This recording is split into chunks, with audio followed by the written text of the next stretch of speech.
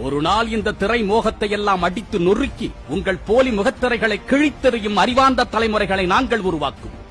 ஒரு நடிகன் இறந்துவிட்டால் அது மட்டும்தான் ஒரு சமூகத்தின் செய்தியாக இருக்க வேண்டுமா? அல்லது அந்த செய்திகளை மட்டும்தான் ஊடகங்கள் திரும்ப திரும்ப காட்டுவீர்களா? ஒரு சமூகத்தில் பிரபலமிக்க ஒருவர் இறந்துவிட்டால் அது வருத்தத்துக்குரிய செய்தி. வருந்துகின்றோம். அவர் எந்த துறையிலும் பிரபலமானவர்களாக இருக்கலாம். ஆனால் திரைத்துறையை சார்ந்தவர்கள் என்றால் மட்டும் ஏன் ஒட்டுமொத்த சமூகத்தின் பார்வையை அந்த பக்கம் மட்டும் திருப்புவதற்கு முயற்சி செய்கின்றீர்கள்? இவ்வளவு காலம் இந்த திரையினால் இந்த சமூகம் சீரழிந்தது போதாதா?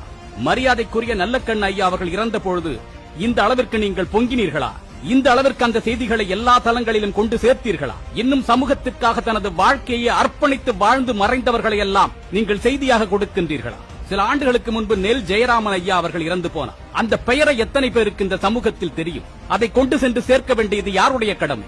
நெல் ஜெயராமன் ஐயா அவர்கள் மீட்டெடுத்த ஒற்றை நெல்லிற்கு இவர்கள் எல்லாம் ஈடாவார்களா? திரையை மட்டும் திரைத்துறையை மட்டும் வைத்து வைத்து என் சமூகத்தை கட்டமைக்காதீர்கள். தன் வயிற்று பசிக்காக குளத்தில் இருக்கக்கூடிய அழுக்குகளை எல்லாம் தின்கின்ற ஒரு தவளையை பார்த்து இந்த தவளைதான் இந்த குளத்தை சுத்தம் செய்தது என்று கூறுவது போன்றுதான் இவர்களுடைய படைப்புகள். எதை எந்த நேரத்தில் இந்த சமூகத்திற்கு கடைபிடித்தால் விற்பனை சிறப்பாக நடக்கும் என்பது இவர்களுக்கு தெரியும். எங்கோ ஒன்றிரண்டு சமூக அக்கறைமிக்க கலைஞர்கள் இருந்தாலும் அவர்களை இந்த திரைத்துறை முன்னிலைப்படுத்துவதும் கிடையாது.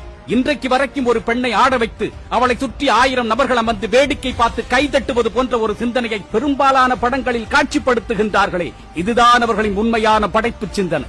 சர்ச்சைக்குரிய வார்த்தைகளை பயன்படுத்தி காட்சிகளை பயன்படுத்தினால் இந்த சமூகத்தின் கவனத்தை ஈர்க்கலாம் என்று நினைக்கக்கூடிய இந்த கேடுகட்ட சிந்தனைதான் இவர்களுடைய தராதரம். கொண்டாட வேண்டியவர்கள் ஆயிரக்கணக்கான பேர் இருக்கையில் கூத்தாடிகளையே திரும்ப திரும்ப கொண்டாடிக் கொண்டே இருக்காதீர்கள். இவர்கள் எந்த அளவிற்கு படைப்புகளை கொடுத்தார்கள் என்று நீங்கள் கொண்டாடுகின்றீர்களோ அதைவிட மோசமான சீரழிவுகளை சமகாலத்தில் ஏற்படுத்திக் கொண்டேதான் இருந்திருக்கின்றார்கள். இவர்களின் வெற்றி படங்களை எல்லாம் ஒருமுறை மறுபடியும் போட்டு பாருங்கள். அப்பொழுது தெரியும் நான் கூறுவது. ஒரு காலத்தில் முருங்கைக்காயை கையில் வாங்கிக் கொண்டு நடக்க முடியாத சூழ்நிலையை பெண்களுக்கு ஏற்படுத்தியதும் இதே துறைதான்.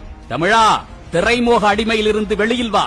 அது நடிப்பு என்பதை புரிந்து கொள். அது யாரோ ஒருவன் தன்னை முன்னிலைப்படுத்திக் கொள்வதற்காக, தனது பொருளாதாரத்தை பெருக்கிக் கொள்வதற்காக கட்டமைக்கும் பொய்யான பிம்பங்கள் என்பதை தெரிந்து கொள். அதில் நீ மட்டும்தான் திரும்ப திரும்ப பலிகடா ஆக்கப்படுகின்றாய் என்பதையும் அறிவார்ந்து சிந்தித்துப்பார்.